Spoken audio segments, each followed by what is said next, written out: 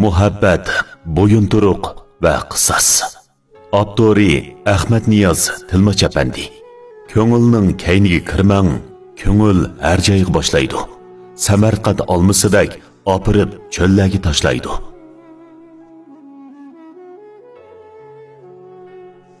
Gulxon charchidi. Bakli charchab ketdi. Charchig'inidan uyqusirib ketgan ko'zlari yumilib ketdi. U hozir beshini yostiqqa qo'ysila cho'qim uxlab qoladi. Lekin u uxlab qolsa bo'lmaydi. U buning hozir uxlaydigan vaqt emasligini, cho'qim xizmat qilish kerakligini biladi. Shundoq, u uxlamay xizmat qilish kerak. U xizmat qilmasa, ati o'ygindagi qo'rsaqning g'imini qanday qiladi? Chidash kerak. Cho'qim bardoshlik berish kerak. Uning qalamni tutgan qo'li so'z titraydi. Maqola qog'ozidagi xatlar xuddi siyohtamdan o'mlab chiqqan o'mchikka o'xshash, egiz-pas, uzun-qisqa, rassiz ham qalaymaqon bo'lib, bu xatlarni o'zidan boshqa hech kim taniyolmaydigandek qiladi. Lekin u yanada davomli ko'chirib yezish kerak. Qalamning uchi qog'ozga bo'shlik tegishi bilan to'yuqsiz bir tarafga qiysib, qog'oz yuzida yana bir o'mchikning puti takkandek to'rsimon chekitlar paydo bo'ldi. U qog'ozga qarg'inicha o'xtatib qo'yib, qalamni ustol ustiga to'riqqida tashlab, ko'chirib yezib yerim bo'lgan qo'lyozmani po'rlab muna qilib, axlatchiligiga tashlab o'tib, beshini ustolga qo'ydi. Canimni qiynamay 5 minut bo'lsa-mu ko'zimning achchig'ini chiqarib olay. Faqat 5 minutla. Buningdan ortiq uxlashga qat'iy bo'lmaydi. Faqat 5 minutla. U shularni o'ylab, ustol ustidagi qo'lining beg'ishiga beshini qo'ydi. Org'inliq uni shu hamon bo'ysundirdi. Xuddi tosh esib qo'yganga o'xshash eg'irlashib ketayotgan qopig'ini shunchaki yumshi bilan zodila ochamay qoldi. Gerçi necha minglagan cho'qim xizmat qilish uyi uning qalbida davolg'ib turgan bo'lsa-mu, lekin u ko'zini ochishga qat'iy amal qilolmadi. Uning asosiy xiralishib, mingsi allaqachon kuchli uyqu lashkarlarining iskanchisiga tushib qoldi. Shu topda birsi uning beshiga kelib, yong'oq chaqsa-mu uyg'onolmaydigandek qiladi. Dal mushu xiralik aralashib ketgan uxlagan bilan uxlamaganning orlig'ida ko'zini ochamay turganda, uningdagi onaliq sezgi oyiq chiqib bo'g'ili 1 yildan oshgan bo'lsa-mu, lekin texicha ravurus daldangshimay mangalaydigan normal bolalardek yuguraligidek bo'lmayotgan o'g'lining karvot ustida yerim yota o'ri bo'lib, karvotning kirvikiga birda 2 putliq, birda 4 putliq bo'lib mengib kelib, opasining qishig'i kammakchi bo'lib, oldiga qarab o'milgandek mengib kelayotganligini sezib, ko'zini ochmasdan jiddiylashib vaqirab ketdi.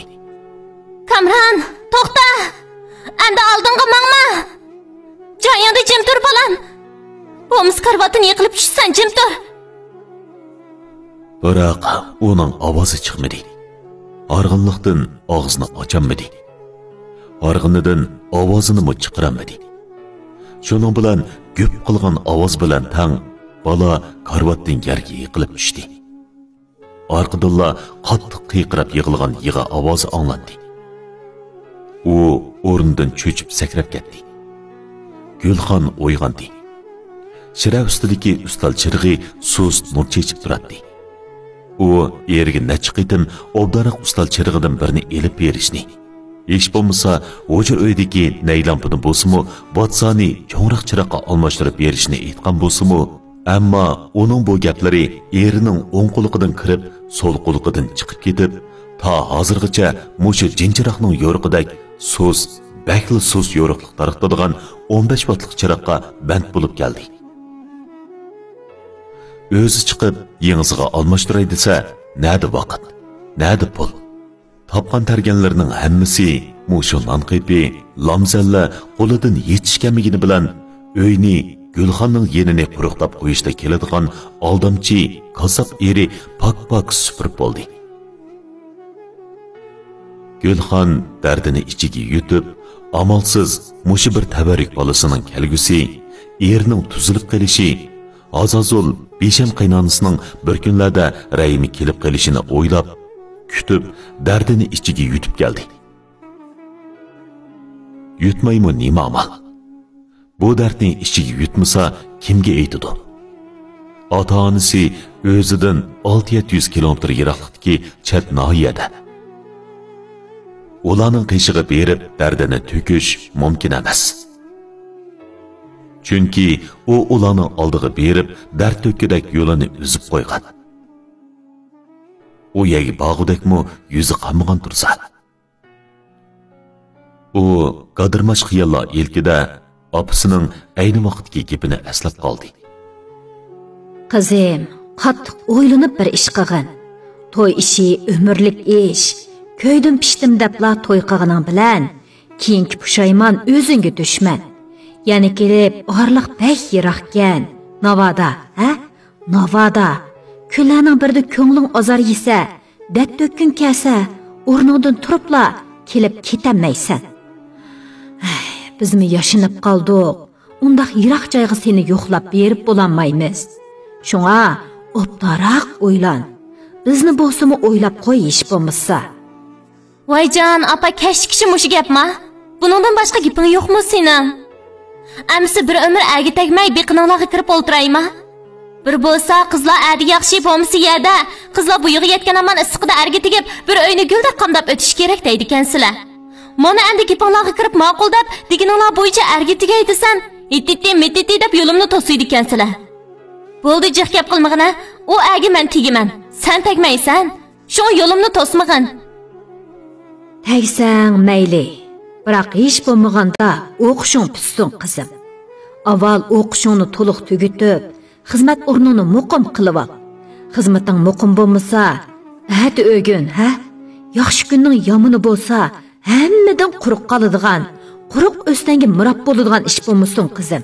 Sen degan aql egisi, shuni obdan o'ylanib, yetti o'lchab. Voy. Osh, bo'ldi qila. Kelmoqtiriya davron boshlanib o'tibmi ketgili xiyoli bo'ldi sening. Nimanda qumcho'gindek jiq gap qilsan? Bilaman qanday qilishni. To'liq ishimga aralashmay o'z ishingni qilg'ina. Menga ko'tildashdan boshqa ishing yo'qmi sening? Bo'ldi, men ketdim. Yana ish keldan keyin o'qish bitirib to'y qilaman desam, men undaq kuyimchan, vafodor, yaxshi loyiq nada turibdi. Qurib ketsin, undaq tayin yo'q o'qish. Sizlar bu to'yga qo'shilamsizlar, qo'shilmamsizlar, to'yimga boramsizlar, bormamsizlar, o'zinglarning ishi. Voy, bolam, bu nima degining? Xuddi podshohga biror yerning do'tiga tegadigandak gap qilsan-ku. Uni bo'g'ichining o'zi qiziga ikki eg'iz nasihat qilishi normal ish-ku. U yigiting bizdan shuncha a'tivormi? A'tivormi, emasmi, sen bilan munosabati yo'q. Xo'sh, men ma'lum. Bolam, aqlingni jo'rut. Qiz bola degan-ku, erga tekis kelsa ko'ziga hech nima ko'rinmaydi. Ish mushuk bo'lsa-mi tekis keladi devatgan. Bo'pti. O'zing bilgan yo'lingni onangga berma deb degan ko'nila. Ati o'gin oldimizga michildab yig'lab kelmasanglar mayli to'g'u. Bo'pti. Baxtingni bersin. Lekin za, buningdagi nemishli bo'lsa, bizga yig'lab kelguchi bo'lma. Biz Voy. Qum kepakning o'zi bo'psan-ku opa. To'liq o'tilda beshimni og'ritmag'ina. Yerimi nech kundan buyon deganlaring yetib oshidi. Sana deb qo'yay, o'lib ketadigan ish bo'lsa-mu, har qancha dard azobga qolsam-mu, qalandar bo'lib ko'chaga chiqib ketadigan yoki tovardirdan ichiga mukib olib ketadigan ish bo'lsa-mu, uningga takkinim takkan. Xotirjam bo'l. Nima kun ko'rsam o'zim ko'raman. Sizlarga hargiz ha deb eg'iz ochqizmayman. Bo'ldimi? Xo'sh. U kichik chamdanini so'rganicha, ishikni jon qilib yopganicha uydan chiqib ketdi. Uy ichidan opasining un silib yig'ilgan ovozi anglandi. Opasi yurakni azgudak nola qilib yig'labla qoldi. Uy ichidan yana bir qitim g'o'p qilgan ovoz anglandi. Gulxon xiyoldan cho'chib asliga kelib, ko'zini yo'g'on ichib pagaga qaradi. Karvat oldidagi pagada hech nima yo'q edi. U hamma yerga sinchilab qaradi. Yerda yanala hech narsa yo'q. U maydasini silg'inicha karvat ustiga qaradi. yotgan ko'pilar o'z joyida bir obdan seliqliq turadi. Eri texi qaytib kelmagan. O'g'li Kamran bo'lsa, yenik pushildab, xotirjam uxlayotdi. U o'g'lining bahramon tatliq uxlayotganiga qarab, ko'ngli pasko'yga tushdi. Yurak selishimi asliga kelgandek bo'ldi.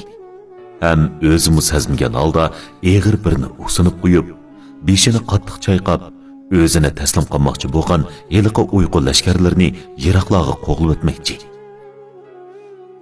Oningdan taltukis qutulmoqchi bo'lgandek beshini qattiq silkib qo'ydi. Ammo u ularga tankilanmay, karvatning bir yeniga qiysayganicha ko'zini yumdi. Tuyuqsiz eshik taraqshib echilgandek bo'ldi. U birsining uy ichiga kirganligini, ondan eshikni gum qilib yopganligini, eshik oldida bir erning o'ri turganligini, ammo uning oldiga qarab menish maqmasligini bilinmagandek esankirab qarab turganligini xira ko'rgandek bo'ldi. U eshikning echilgan ovozini, birsining uyga kirib kelgandiki oyoq tevishini aniq anglagan edi. U yumilib ketayotgan ko'zini yirtib tugudek tasdi echib, eshikda qanday qilishini bilinmay shikilnib, ang'iyib turgan u odamni ko'rdi. Bunun bilan uning uyqusi qochdi. Nervisi jiddiylashdi. U o'rnidan dast turib, eshik oldiga o'qdek etilib berib, u arning oldida granit toshdek tik turib, bo'g'iq ovozda vaqirab ketdi.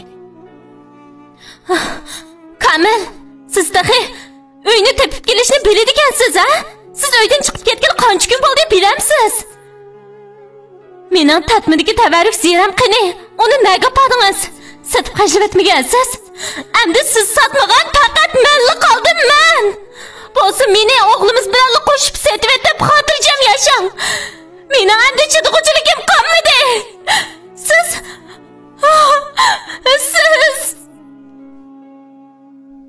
Gulxonning halqumiga bir narsa kaplashib qolgandek, eg'izidan hech bir gap chiqmay qoldi. Uning shu topda qattiq baqirg'usi, o'zining hayotini nobud qilgan ota-onasidan voz kechib to'y qilgan bu erni chanab qiyim-chaymi qilib o'tkusi, barliq dard alamlarni biroqla eridan elib, uyni tashlab yiroq-yiroqlarga qochib ketgisi keldi. Ammo kesalchan bolasini elib nagimi ketalisin? Uni tashlab qo'yib nagimi boralisin? Gulxonning bundoq tuyuqsiz guldirmomidek vaqirishi bilan u darhol iziga kelgandek bo'lib, uy ichiga bir qadam siljidi. Lekin boshdan oxir beshini tuvan silib, bir eg'izmi gap qilmadi. Gulxon orqasiga bir necha qadam yenib, oldida bezgakdek qetib turgan, og'zidan ses qaroqning purqi go'pildab kelib turgan u erga sinchilab qaradi. Uning sochlari paqpaygan, chiroyi yadong'u, javg'ida qusuq dog'lari qetib qolgan. Sotrashning kapkisidek kirilishib qop-qora bo'lib ketgan chopinining yoqasidan bir tarpi gajgisidagi chopindimi o'ta maynat bo'lib ketgan ko'ynikining ichiga kirib qolgan. Maynatligidan dasmalga o'xshab qolgan ko'ynikining bir peshi ishtonning ichida, yana bir peshi ishtonning sirtiga chiqib qolgan. Ishtonning oldidagi sertmisi buzilib, eski uyning ishkidek echilib qolgan. Ishtonning ishki pushqiqi ish talvatgandek yirtilgan. Yo'mig'ili hatto 10 kun bo'lgandek ko'rinadigan yuzini soqol burib besib ketgan. Ko'zlari ichiga o'ltirishib, ba'ayni ganda ozgaloq o'xshab qolgan edi.